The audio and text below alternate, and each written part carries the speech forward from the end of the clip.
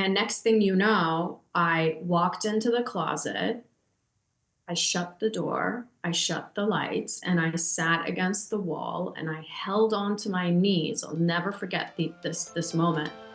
And I started sobbing. Welcome to the Confident Podcast. I am Lisa Tarkington, your guide to mastering confidence and leadership. As a business and life coach, keynote speaker, and the driving force behind Lead, I am here to help you break free from self-doubt, silence the imposter syndrome, and step into your power as the person you're meant to be. If you press play today, it's because you're ready for something bigger. Each week, I'll bring you real, raw conversations and actionable insights that will empower you to redefine your leadership, reclaim your confidence, and transform into the unstoppable force you've always known that you could be. This isn't just another podcast. It's a journey we're on together. So buckle up and let's dive into this transformation. Your next level awaits. Hi, everybody. Welcome to the Confident Podcast. I am your host, Lisa Tarkington, and this podcast is presented by Lead, a nonprofit organization that focuses on leadership, well-being, confidence, and a lot of key skills to help people be career ready and advance in their career as well. I'm really excited about today's conversation. I am not going to be alone, but we are going to be talking about navigating postpartum, marriage, and business, and how they all have their own little journey, but how they all collide together. We also are going to be talking about having visions in life, and when we set visions for ourselves, what does that look like? How do we live up to those moments, and how do we navigate those? Because it's so beautiful when we have visions, but they don't happen overnight, guys. I'm sorry to be the bearer of bad news, but they don't, and that's okay. But it's first noticing what is your vision, what is your purpose, what's the impact that you want to make, and then going from there to make changes into your life so that you can live the life that you want. So we're going to be talking to Dr. Nona about her story. She has built an amazing company. She's an international speaker. She actually came over to America when she was 16 years old, and she just helps people figure out in their businesses how to reclaim their freedom. And I think you'll notice throughout the whole conversation, that's what she talks about. And so one of the things that we'll be talking about is how she navigated all of these things, but then how she reclaimed them, how she took back control of finding love for herself, being with her kids, being in her business, and then really that vision. Now, we didn't get to dive into everything I would have wanted to do today, but you're going to be able to take some bite-sized pieces away that are really going to help you navigate challenges that you have in your life. As she was talking, I was resonating in so many ways and just feeling like I was her at one point too, and how I've grown as a person. But it's also a reminder that when we have visions, we have things that we want to do, when we want to make flips in our lives, it doesn't happen overnight. And again, that is okay as long as that we are knowing every day we're making a step towards the future. So let's dive into today's topic.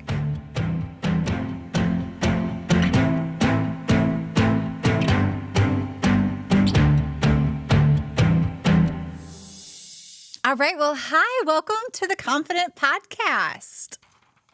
Hi, thank you for having me. I'm excited. Yes, we are too. We're excited to hear your story. We're excited to chat about all things from life with kids to business to all of the things in between. So to kind of like set the precedents for today, I've already like kind of given your intro, your background and everything about that, but you have a really incredible story.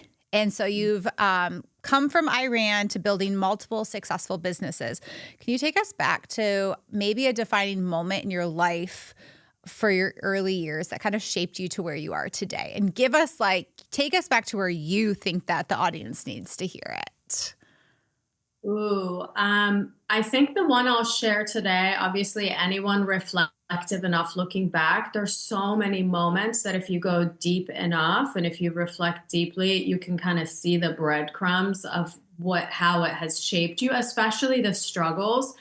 But I think the one I will choose to share, at least in this moment, is when I was 16. And you mentioned me moving from Iran to the United States when I was 16 years old. I did not speak a word of English. Wow. Yeah. And we moved here with my family, and then I got thrown into high school. So imagine 16-year-old, all the hormones are going. I was ripped away, quote unquote, from my friends and from my home and from what was comfortable, and thrown into a completely new environment where I really had to sink or swim. Like I really had no choice but to learn the language, to succeed in school, just to be able to get to the next level. And then the other piece of the equation is I was, moving from from the Middle East, from a third world country to the United States. My parents had brought in all of their like life savings, right? And I think when they moved, they may have been 40, which is kind of wild to think about, to like uproot. And like, I think about it for myself and my children. I'm in that age range. Anyway, so they come here and they bring all of their life savings. We're like maybe middle upper class in Iran. And then you come here and you got 3 months worth of like life with all of that life savings. And so we're in this tiny little apartment immediately in the poverty zone, right? So those moments, they became one of the most defining moments of my life, because I started to realize how much freedom was taken away from me by this move that we had made, especially because I didn't have the money to purchase the things that a 16-year-old girl wants to experience, right? I already don't fit in. My hair is wild. I look different. I already don't fit in. So, and my clothes don't fit in, and we don't have the money for me to buy the clothes that I want to wear so I can fit in with my friends or other people. Didn't even have friends at the time. But so all of that to go, it really, I learned a couple of different things there. One, I learned this concept of sink or swim, right? And in that period of time, I was really thrown into things and having to figure it out myself. And that did a couple of things. One, I was able to take that concept of sink or swim and realize the power that it had, even though I was quote unquote forced into it. So later, as an entrepreneur, as a business owner, I go, where can I go sink or swim? Right? When I help my clients, my students, I go, where can you go sink or swim? So that there's that piece of it. The other piece of it was I was feeling so much restriction as a 16-year-old that I thought, I'm going to get a job. I'm going to get a job and buy the things that I want to buy. Yeah. So, of course, I ended up working at a fast food place, and I didn't last very long. I was not the kind to have a 9-to-5 job, or at the time it was like a couple hours a week probably. Anyhow, I quit and I started to dabble into starting a business at 16, 17 years old, not from a place of like, oh, this was a nurtured idea, you should do it. It's more like, how can I generate some income to fit in, really? And I started to tutor the kids in the neighborhood because I was really good at math. And then soon I learned the idea of leverage, like, oh, I only have a couple hours after I do my own homework to help these kids. What if I got other kids to help them and then take a cut? So that was really pivotal, I think, in my entrepreneurial journey, because I started to learn some of those concepts in a little Mickey Mouse operation that I had going on. I ended up having a tutoring company all the way till I graduated Berkeley, and I went to chiropractic. I ended up at chiropractic school, and this company I'd started was paying off for some college. Wow. So it all started because you were 16 and you didn't have a lot. Yes. And you wanted to kind of have the life that everybody else had. I know. Isn't that sad? No, I don't think it's sad. I think it's pretty inspiring that you were like, okay, like, let's go be determined to go do things, right? Like, I think we look at those things like, I mean, my first job was at Dairy Queen, right? Besides babysitting, like, I look back to all of the jobs that have defined me or helped me grow and like as a person. And so what you did was you realized, okay, I'm going to be an entrepreneur now. And so through that whole process, you were setting yourself up for success in a way, all because of that story. And I think a lot of people, you get to choose in those moments, right? You get to choose, am I going to make a change, Or am I okay with this? Right? What would you say now? So it sounds like for you, money at that moment was to fit in. What would you say now is when you think about success and things like that? Is there a difference? Is there not a difference for you? Massive difference. I think a lot of when I first started, whether it was a tutoring business or even building my first, say, $1 million business, I was really driven with a lot of scarcity and fear Mm, and wanting to fit in. It was like the same emotional addiction to wanting to fit in and wanting to be worthy of, wanting to, I guess, a sense of proving myself. So that really carried over all the way, I would say, until I had my first child. At that time, I had built my first business, was extremely successful. And then I had a moment, which if we get to it, I'll share too, where I realized, man, that's not the way to go. That's not the way to go. Although that had served me. And that's why I said, what isn't it sad? Not because the journey was sad. I am grateful for the journey, but what was sad about it, looking back, reflecting back on the old version of myself, and one thing I wish I knew back then is the drive, the reason, the emotional attachment to why you do the thing that you do is so much more important than the thing that you do. mm, Now, my definition of success has nothing to do with validation or wanting to fit in or fear or scarcity. I've worked through so much of that. Of course, it pops up. yeah. Now, my definition of success has to do with contribution. It has to do with growth. It has to do with the fact that have I progressed as an individual, as a human being? Am I contributing more as a mom? Am I a better partner? Am I a better coach? Am I a better teacher? Okay, awesome. Awesome. So let's talk about that. Let's talk about like you have kids, Yeah. right? You have gone through businesses, you've gone through lots of changes in life. So all of those are defining moments in our lives. They're all things that help us, navigate postpartum, marriage, businesses, all the things that we're talking about today. So take us back to that moment, I guess, when you like were having moments in your life where, okay, I'm postpartum. Like I have a lot going on in my marriage, a lot going on in my business. Like take us there. Tell us about that. Yeah, absolutely.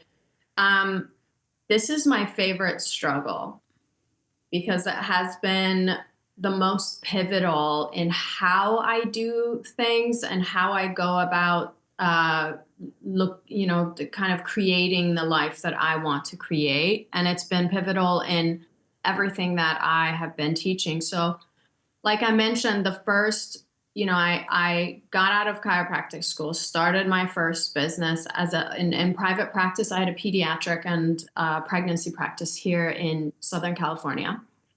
And the first couple of years, I completely burnt out.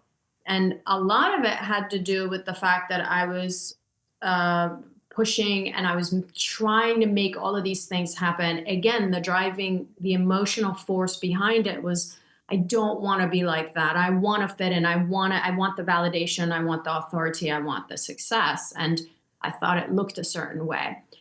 And I remember I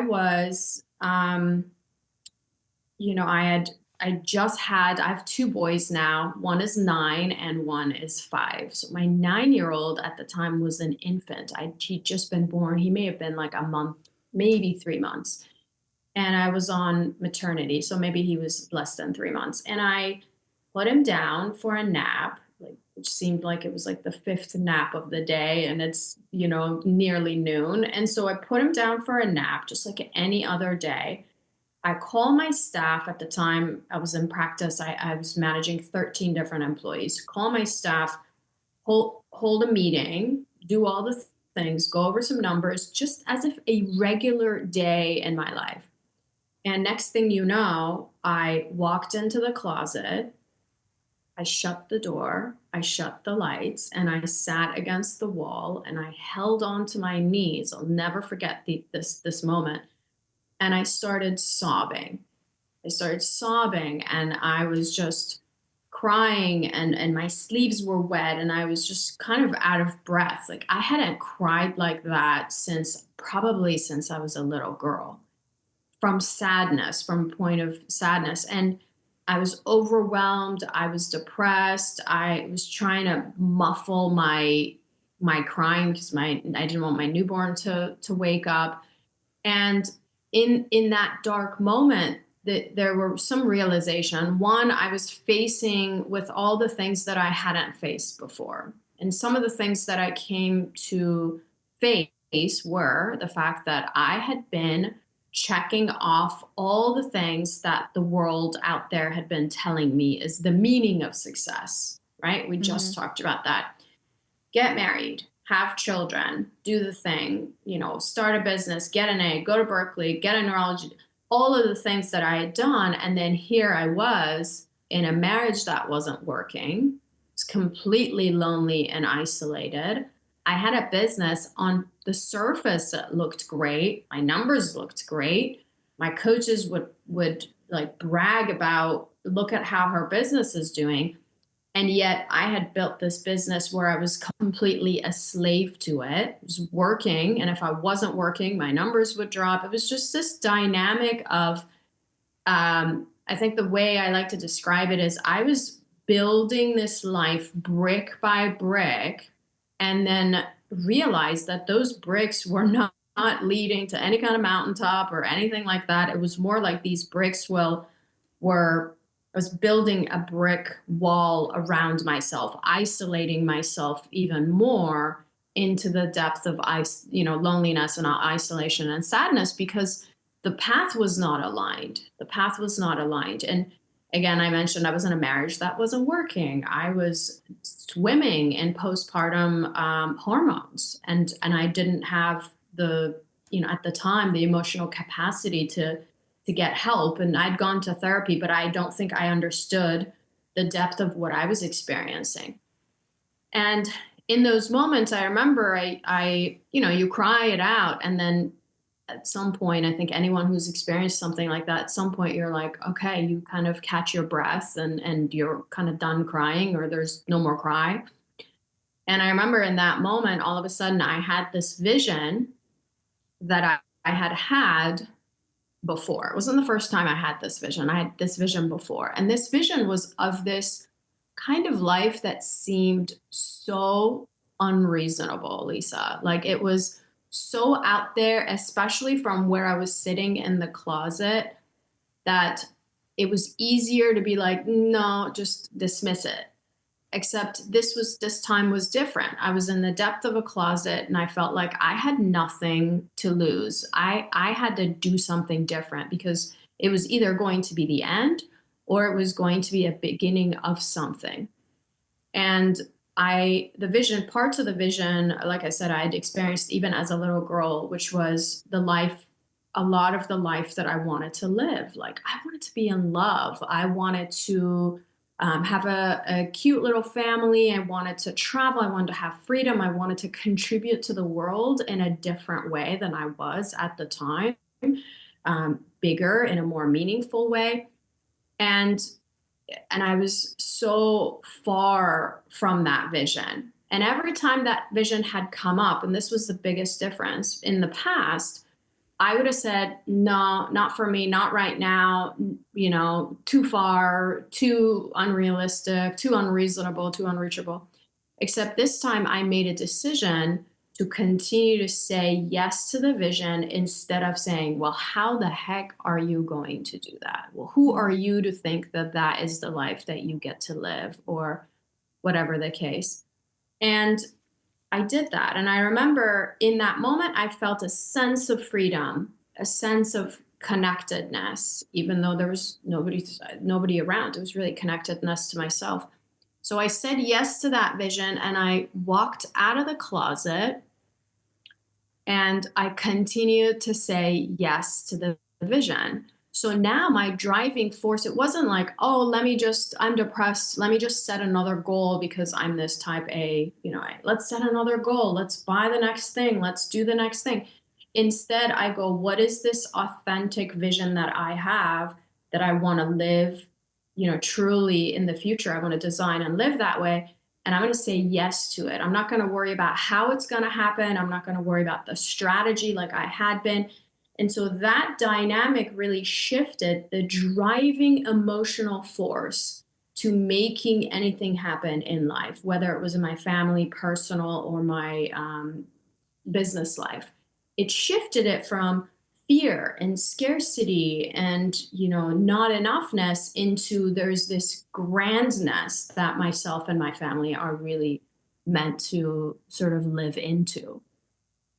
Amazing. So let's go a little bit deeper on these. So you brought up multiple things. So I want to remember and reflect on a few of these things. So first off, navigating postpartum. Let's start there because I think you brought up marriage, you brought up postpartum, you brought up your business, you brought up vision. Like there was a lot going on in that closet, right? There was a lot of emotions, a lot to unpack, things that as you make that decision to move forward, you're not just doing tomorrow, right? Like this is a process. This is things like, as you were speaking, I was thinking about myself and like, I've had those moments, but I think what people don't understand is you don't just flip a switch and everything's going the way that you want. It is a process. And I really want to be honest with people about that because I think what we do is we go from, I made the decision. Okay, now I'm good. Now everything's good. And that is not how my life has ever gone. And so let's start with the postpartum first. So you were in the midst of all those hormones. That was your first kid. You've had a second one since then, right? So like, how did you navigate those emotions to kind of get on the outside? And then we'll talk about business and marriage after that. Okay, such a great point. And the thing I love to share about this story, I just want to speak to what you said about the fact that it's not overnight, right? Mm-hmm. Because listen, I was in a marriage that wasn't working. That was my first child. I have a 5-year-old from the same marriage. So we're talking 10 years ago. And today I get to live that life, right? Today I live I live that vision that I set 10 years ago in the closet. So no, the decision is important. Yeah. The decision in itself is never overnight because what the decision is really a series of down the rabbit hole. The deeper you go, the closer you are to that decision because it creates contrast. Like you got to be really, really unhappy with your situation, whether it's your business, your life, got to be extremely like, I'm not tolerating. It's got to be so bad that you're not tolerating for you to actually make the decision. Yeah. So it seems, quote unquote, the decision was overnight, but no, there was a lot of pain to lead to the decision. And then when you make the decision, it's the day to day. I'm going to say yes to the vision. I'm going to say yes to the vision. I'm going to say yes to the vision.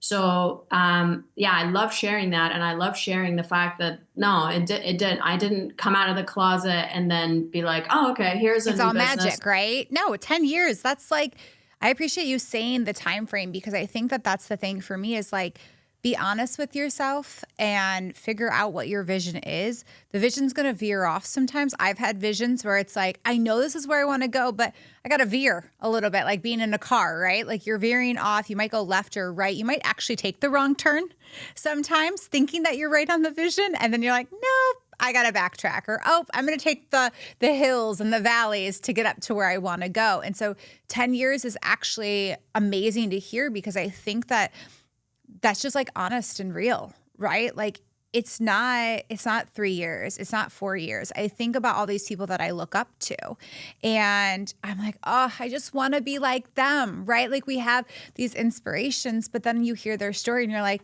oh yeah, that didn't happen overnight. Like even these influencers who are out there who are content creators, I was listening to one of them recently who was saying that she did content for 4 years before she even got like remotely anything. And then one thing hit and then she kept doing it over and over again. But it took 4 years of deciding every day I'm going to go forward with this. So anyways, back to like what we were just talking about. Cause I think that that's a really key point and a reminder for the audience is okay, let's go back to like, so you made the vision, you're navigating postpartum because women do this.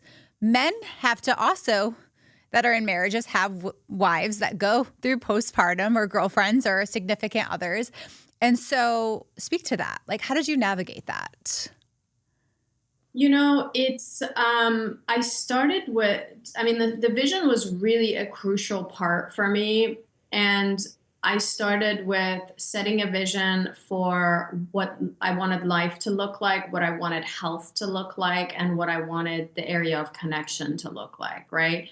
So this is where it gets a little hairy, because I was with my ex-husband now. I was with him, and there's two people involvement in making a level of marriage or parenting or any of those. And for where I was, I'm not one to blame, but for where I was and where he was coming from, we were not a match for one another. Let's just put it that way. And so that was probably the hardest. And this is going to sound a little bit harsh, but the most challenging elimination was me coming to peace with myself that that was the wrong decision that I made along the way, and coming to peace with that. And and I think once I came face to face with that truth, even still, like, I knew I didn't want to be in that marriage, but how difficult it is to unhook from those old emotional addictions of, what if I end up alone? What if I can't make it? What if I'm wrong? What if I'm the one that sucks in this marriage? What if I can't find love? What if I never feel love? I mean, all of those things are coming to the surface. And for me, it was, again, saying yes to the vision of area of connection, knowing that I perhaps deserved love. It started with a sliver of it, and then it turned into, no, I'm going to keep saying yes to this vision while I am in my marriage, right? While I'm in this marriage in which I'm not feeling love or connection and I feel isolated, I'm going to keep saying yes to love. I'm going to keep saying yes to love, not outside of my marriage, in my marriage, today, in this next interaction. I'm going to keep saying yes. I'm going to keep saying yes. And I think ultimately what happens is, as you shift in who you are being and what your expectations are and what you want to experience in life, as you shift in a partnership, then two things will happen. Either your partner, in any kind of partnership, business or personal, will come along, right? They'll catch up, or they'll fall off. I mean, this happens with all of our friends, right? If you have friends in high school, you were best friends in high school, but life takes you in different directions, and there's no longer that resonance, that togethership. And so it was, for us, it took that long to get to a point where, there's lack of toleration. Did I know early on? 1,000%. And one thing there's no regrets, but one thing I would tell my old version or my younger self in this regards would be just to trust your gut, to have the confidence in yourself to make the decisions that may or may not fail. Like, it might fail. If I leave this marriage, I may fail. Totally true. But I also might not fail. Yeah. Well, and kind of switching then to business. So you shared something when you were talking about your postpartum a little bit and being in the closet, and you were saying, I put the baby down. I took phone calls. Then I was crying and thinking, like, our numbers are never going to be high if I'm not on. I have to work all the time.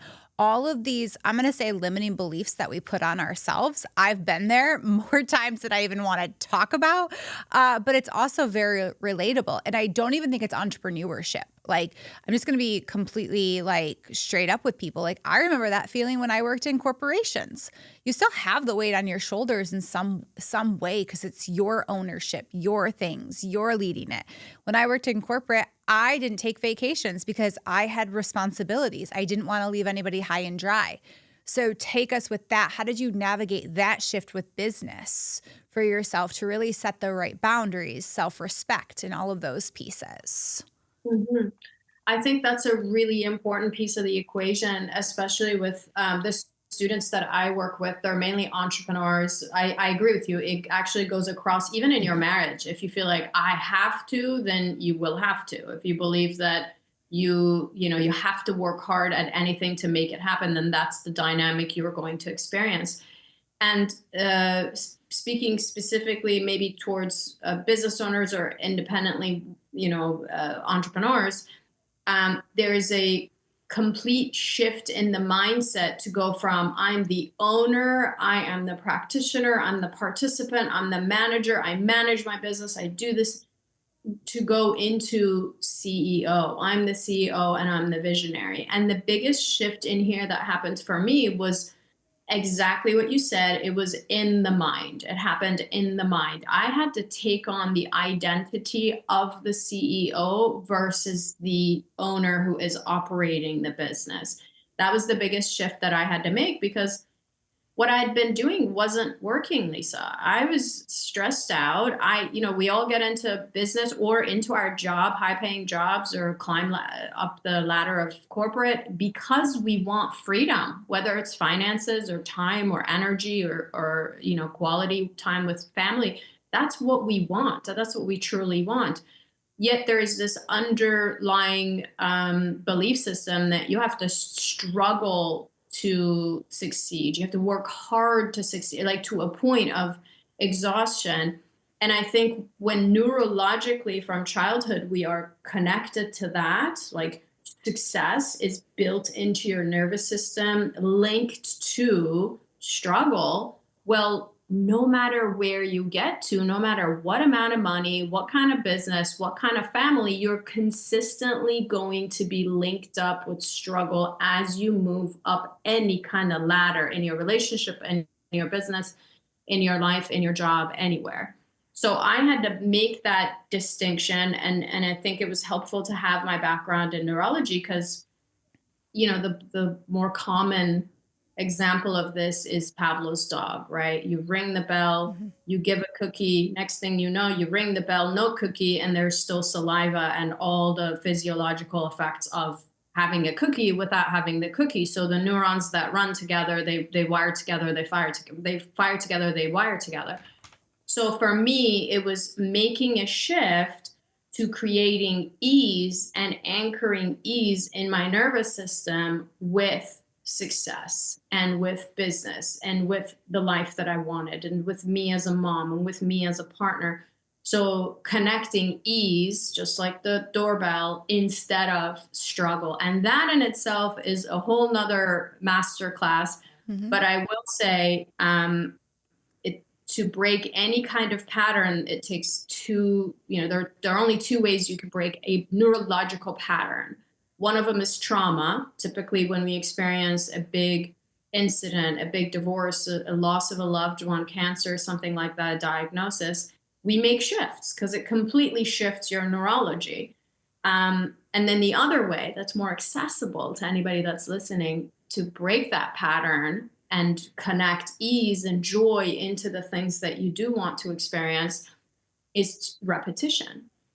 So to repeat the vision, to repeat the identity and step into the identity of the CEO, of the kind of mom, of the kind of partner, of the kind of employee that I would like to be, like to repeatedly going back to that to build and rebuild and rewire the nervous system to anchor those two things together. Awesome. So it's very much about finding what your vision is. And honestly, everybody, it's okay if you don't know right now.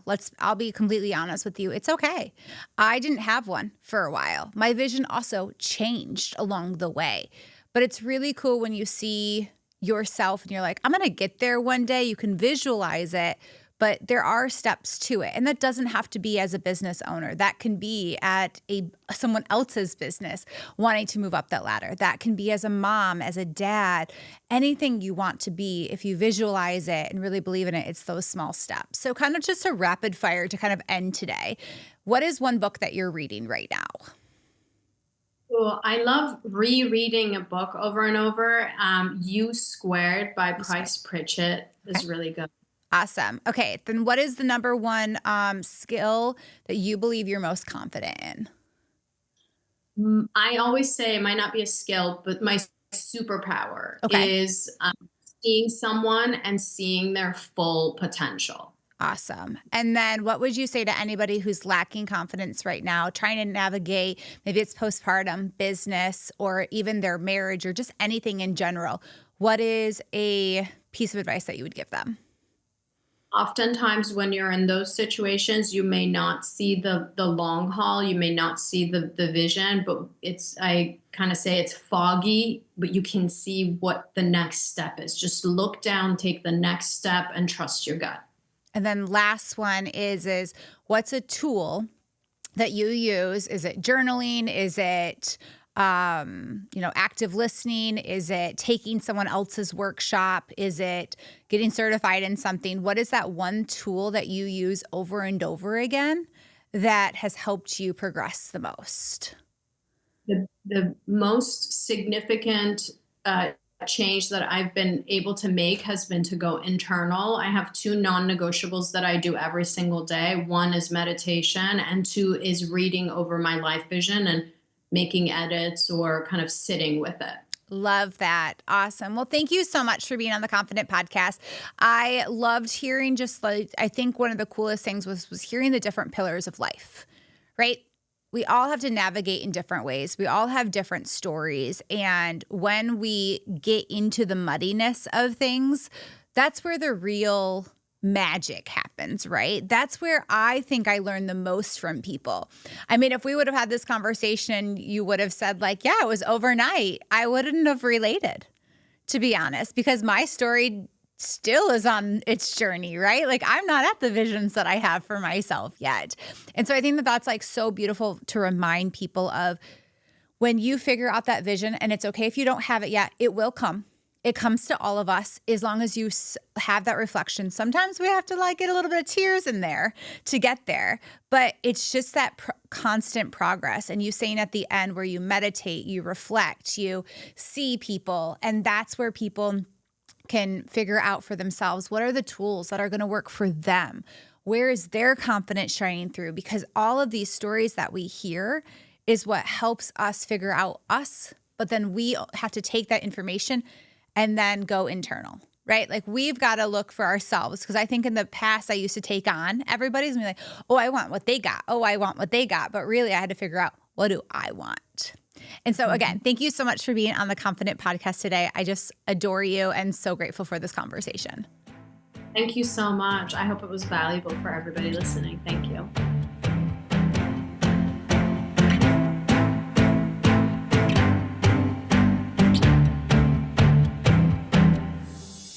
Thank you so much for tuning into today's podcast. I had so much fun talking about navigating marriage, talking about business, but really I think the theme of everything is not only navigating, but truly looking internally to figure out our vision for our future.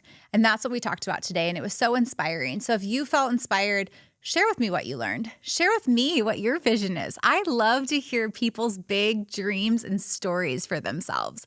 And so share that with me. DM me on Instagram, Lisa Tarkington Official, or The Confident Podcast. Make sure to subscribe to our channel on YouTube.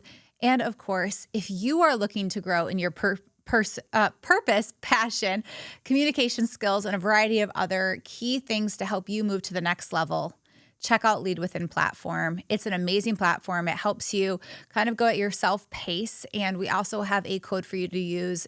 Find that in the show notes. And again, continue to spread love and kindness to everybody that you guys meet, and have a great day. Thank you for joining me on this episode of the Confident Podcast. If today's episode resonated with you, head over to leadconfidently.org for today's show notes along with discounts to our services. Don't forget to hit the subscribe button, leave a review, and follow us on Instagram and YouTube at The Confident Podcast. Your feedback means the world to me, and it helps more people discover the show. And hey, if you're feeling inspired to dive deeper, let's connect. You can find me on Instagram at Lisa Tarkington Official. Drop me a message and let's explore how I can support your journey to confidence and leadership. Remember, you have the power to choose confidence every single day. Keep showing up, keep striving, and keep believing in your potential. I'm cheering you on, and I'll see you next time.